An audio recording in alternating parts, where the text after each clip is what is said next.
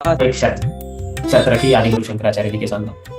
देवी सरस्वती ने कहा, मैं इस पृथ्वी पर तो रहूंगी, लेकिन मेरी ये शर्त रहेगी, आप जहां जहां धर्म विजय यात्रा पर जाएंगे मैं आपके पीछे पीछे आते रहूंगी, परंतु जब आप पीछे मुड़कर देख लेंगे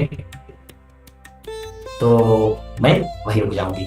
जैसे ही आदि गुरु शंकराचार्य जी धर्म विजय यात्रा करते हैं, अनेक जनों को उसी समय जो है संन्यास दीक्षा भी देते हैं। काशी में भी मंडन मिश्र जी के संन्यास ग्रहण करने के पश्चात वहां काशी में ही अनेक जन शंकराचार्य जी से संन्यास लेते हैं। शंकराचार्य जी ने 4 मठ में जो सन्यासियों को स्थापित किया था वह उनके 4 परम शिष्य थे, जो भविष्य में धर्म विजय यात्रा हेतु थे, परंतु शंकराचार्य जी ने अनेक सहस्रों से भी अधिक जनों को संन्यास दीक्षा दी थी। तो आगे शंकराचार्य जी जो है धर्म विजय यात्रा करते रहे, तो उनको जो है शंकराचार्य जी जब भी यात्रा पे चलते थे तो उनको पीछे से पायल की खनखनाहट सुनाई देती थी, और जैसे ही पायल की खनखनाहट सुनाई देती थी तो शंकराचार्य जी को लगता था कि देवी जो है पीछे आ रही है, और पीछे आ रही है। तो ऐसे ही ऐसे शंकराचार्य जी जो है तुंगा नदी के तट पर आ पहुंचे। तो वहां उन्होंने देखा जो एक गर्भवती मेंढकी जो होती है, जिसको एक जो सर्प है वह अपने फण से छाव प्रदान कर रहा था। तो वह जो स्थान था तो मुनि ऋष्यशृंग महर्षि जो थे उनकी जो तपस्या की भूमि थी, लेकिन उन्होंने अपने तपोबल से उस भूमि को इतना जो संवाद किसी का भी कोई किसी का वैर नहीं होता जो बोलते हैं, उस अनुसार तपोबल से सारी भूमि को ऐसे ही कर दिया था। जो शेर को घास खाते हुए देखना एक आश्चर्यजनक माना जाता है, वही भूमि थी जो तुंगा नदी के तट पर पहुंचे थे शंकराचार्य। उन्हें आश्चर्य हुआ और उन्होंने देखा कि ऐसी कौन सी भूमि है जहाँ ये सब दिख रहा है, कोई प्राणी किसी प्राणी की मदद कर रहा है, सहायता कर रहा है। तत्पश्चात जब यह बात सामने सब आई तो तभी शंकराचार्य जी को भास हुआ कि जो पायल की खनखनाहट है वह सुनाई नहीं दे रही, उसकी आवाज जो है नहीं आ रही है। शंकराचार्य जी अचानक संदेह में पड़ गए और उन्होंने क्या किया, तुरंत पीछे मुड़ के देख लिया। और पीछे मुड़ के देखने के बाद अब शर्त तो थी ही कि आप जैसे ही पीछे मुड़ के देखेंगे मैं वहीं स्थिर हो जाऊंगा। तो स्थिर हो गई देवी। तो देवी स्थिर हो गई तो उभय भारती जो है सरस्वती जी की अवतार है, तो उन्होंने वहीं पर एक चंदन की जो लकड़ी होती है उससे उभय भारती जी की मूर्ति बनाई। तत्पश्चात वहां उभय भारती जी को शंकराचार्य ने देवी शारदा कहकर संबोधित किया, और वहीं पे उसी चंदन की लकड़ी से श्री चक्र बनाया, जो कि श्री चक्र लक्ष्मी देवी का होता है। श्री उपासकों के लिए श्री चक्र अधिक महत्वपूर्ण होता है।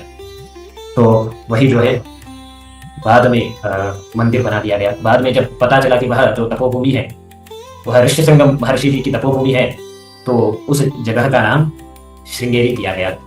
और जैसे ही श्रृंगेरी किया गया तो वहाँ एक उस पवित्र स्थल को देखते हुए आदि गुरु शंकराचार्य जी ने सर्वप्रथम मठ, चारों दिशाओं में सबसे पहला मठ और यजुर्वेद का मठ, उन्होंने जो मंडन मिश्र जी को जो संन्यास दिया था और उनका नाम सुरेश्वराचार्य जी को वहां मठ संभालने हेतु श्रृंगेरी शारदा पीठम की स्थापना की।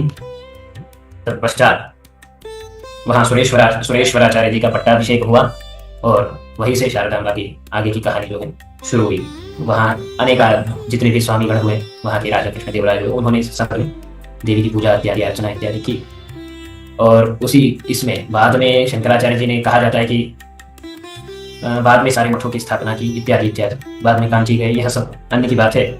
उसी क्रम में शंकराचार्य जी ने जो है शारदा व्यंग प्रयाताष्टकम की रचना की।